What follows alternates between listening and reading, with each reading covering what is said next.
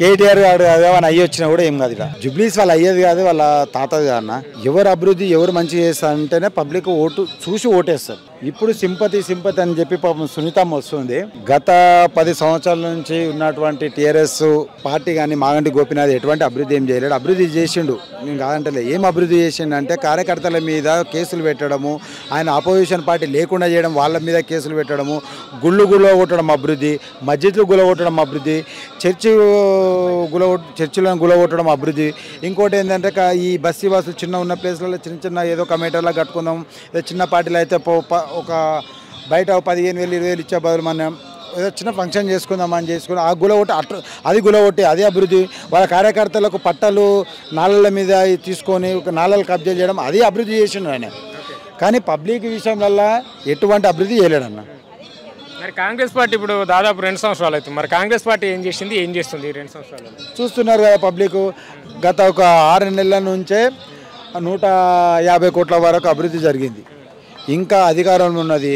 ఇప్పుడు అభివృద్ధి చేయాలనే తపనున్న వ్యక్తి ఒక నవీన్ యాదవ్కు ఎన్నుకున్నారు. అట్లాంటి వ్యక్తి రావడం వలన ఇంకా అభివృద్ధి జరుగుతుందని నేను భావిస్తున్నాను. అక్కడ బీఆర్ఎస్ నుంచి వాళ్ళ భార్యకి టికెట్ ఇచ్చిండ్రు, ఇక్కడ నవీన్ యాదవ్ గారికి ఇచ్చిండ్రు. అక్కడ సింపతి ఏమైనా కలిసి వచ్చే అవకాశం ఉందా? చాలామంది కూడా మేము ఇక్కడ ఉన్నంత వరకు ఈ ఏరియాలో బీఆర్ఎస్ జెండానే గెలిచేదని చెప్పి కొంతమంది సీనియర్ లీడర్ల నాయకులు అయితే కొంతమంది మాట్లాడుతున్నారు. జుబ్లీస్ వాళ్ళు అయ్యేది కాదు, వాళ్ళ తాతది కాదన్న. ఎవరు అభివృద్ధి ఎవరు మంచి చేస్తారంటేనే పబ్లిక్ ఓటు చూసి ఓటేస్తారు. ఇప్పుడు సింపతి అని చెప్పి పాపం సునీతమ్మ వస్తుంది. సునీతమ్మకు నేను మీడియా ద్వారా ఒకటే చెప్తున్నా, తల్లి నీకు ఏ రోజైనా నువ్వు ఆయన కార్యకర్తలను పట్టించుకున్నావా? ఏ రోజైనా నీకు ఏరియాలు తెలుసా? కనీసము నీకు ఇప్పుడు ఎవరు లేకుండా పలానా కార్మిక నాలో పలానా దగ్గర ఉన్నాము, మా ఈ సమస్య వచ్చింది అంటే డైరెక్ట్ ఆ ఇంటికి వెళ్ళగలుగుతావా? నీకు ఏరియాలు తెలియదు. సరే మీ ఆయన చేసిన అరాచకాల గురించి చాలా ఉన్నాయి తల్లి, నీకు తెలియదు. నీ ఉన్నారు కదా, ఒకడు కచ్చిపోడు, ఒకడు కృష్ణ కార్పొరేటర్ రాడు, వాడిని అడుగు, లేకపోతే ఇంకొక ఆమెను అడుగు. ఆమె చేసిన అరాచకాలు కార్యకర్తలు మేము ఎంతమంది ఎన్ని పైసలు ఇవ్వాలి, ఎవరి దగ్గర ఎన్ని గుంజుకున్నారు అనేది ఆమె పాపం ఆమెకు తెలియదు.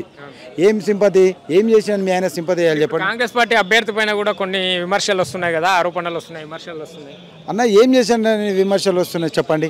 సరే విమర్శలు వస్తున్నాయి, అది అవి అని అన్నారు.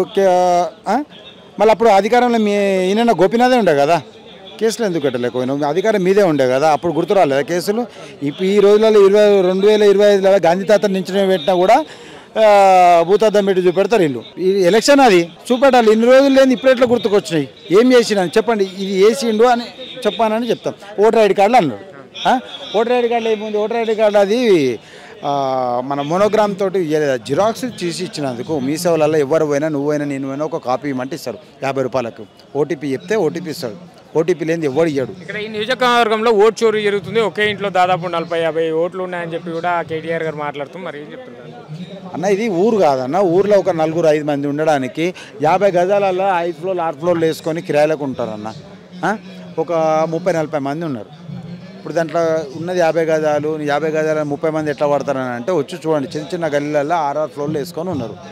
ఎలక్షన్ కమిషన్ క్లియర్గా నిన్న చెప్పింది. ఇక్కడ 2018 నుంచి అప్పటి నుంచి ఇది రెండోసారి. వాళ్ళ ఆల్రెడీ అప్పటి నుంచే ఉన్నాయి. 39 మంది వీళ్ళ నివాసులు పబ్లిక్ ఉన్నారు అని చెప్పి క్లియర్గా ఆల్రెడీ చెప్పింది.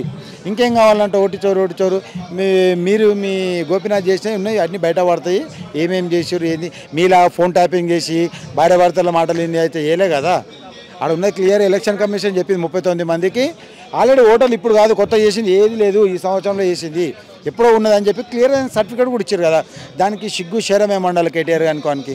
లేకపోతే ఇంకా 6 గ్యారెంటీలు సరిగ్గా అమలు చేయట్లేదు, 6 గ్యారెంటీల విషయంలో విఫలమైపోయింది కాంగ్రెస్ పార్టీ అంటున్నారు. మరి ఇప్పుడు వాళ్ళు బాకీ కార్డుతోటి వస్తున్నారు. మరి మీరు కాంగ్రెస్ పార్టీ ఏ విధంగా గెలవబోతుంది, ఇది ఏ విధంగా తీసుకుంటారు? బాకీ కార్డులు అనేది ఇంకా చాలా ఉన్నాయి. వాళ్ళ ఇప్పుడు పబ్లిక్లలో మేము తీసుకోబోతాం. ఇప్పుడు ఏ డిపార్ట్మెంట్లో ఎంత అప్పు ఉన్నది, ఎవరికి ఎంత అప్పు చేసిర్రు అన్న. నేను ఇప్పుడు వీళ్ళు టీఆర్ఎస్ వచ్చినప్పుడు నాకు తెలిసి కొన్ని లక్షల ఆస్తులు ఉన్నోళ్ళు కొన్ని 100 కోట్లకు పరిగెత్తారు. ఎక్కడి నుంచి వచ్చిందన్న? అప్పుడు చెప్తే మనం కూడా నువ్వు నేనన్నా సరే సంపాదించుకుంటాం కదా. ఎక్కడి నుంచి వచ్చినాయి అది చెప్పారు. అది ఏ పార్టీలో ఏ డిపార్ట్మెంట్ ఎంత తప్పు చేసి మీ అయ్యా అది చెప్పారా దరిద్రుడా? నేను ఒకటి అడుగుతున్నా, నీకు పెద్ద దిక్కు అన్నావు. ఇంటికి పెద్ద దిక్కు అనేటోడు అమ్మ నాన్నకు తల్లిదండ్రుల పిల్లలకు ఆశ సంపాదించి పెట్టి పోతారు, కానీ అప్పులు చేసి పోరు కదా. అప్పులు చేసి తీరబోయి ఆడ పోయి తాగి అనుకుంటున్నాడు ఫామ్ హౌస్లో, అప్పుడు ఓడగట్టాలి. అది చెప్పాడు కాళేశ్వరం ఎన్ని కోట్లు తినే అన్ని అవి చెప్పావు. అప్పుడు 6 కోట్లు అధికారంలో కాంగ్రెస్ పార్టీ ఉంది, ఇక సిట్టింగ్ స్థానం అయితే బీఆర్ఎస్. ఎట్లా ఉండబోతుంది ఈసారి? అంటే కేటీఆర్ గారు ఈ సీట్ని సవాల్గా కూడా తీసుకున్నట్టుంది, మరి గెలిచే అవకాశం ఉన్నట్టు. కేటీఆర్ గారు ఏమైనా అయ్యి వచ్చినా కూడా ఏం కాదు. ఇక ఆయన అయ్య వచ్చి 15 రోజులు చేసినా కూడా ఆల్రెడీ గెలుపు ఖాయమైంది. కానీ ఒకటి ఏంటంటే నవీన్ యాదవ్కి పోటీ బీఆర్ఎస్ బీజేపీ కాదు. నవీన్ యాదవ్కు పోటీ ఏంటంటే ఎంత మెజార్టీ తోటి నవీన్ యాదవ్కు పోటీ అంతే. ఆయన 20,000తో కొట్లాడతాడా 50,000తో కొట్లాడతాడా దానికి పోటీ, అంతేగాని టీఆర్ఎస్లతో లేదా బీజేపీ తోటి పోటీ కాదన్న. 101% అన్న.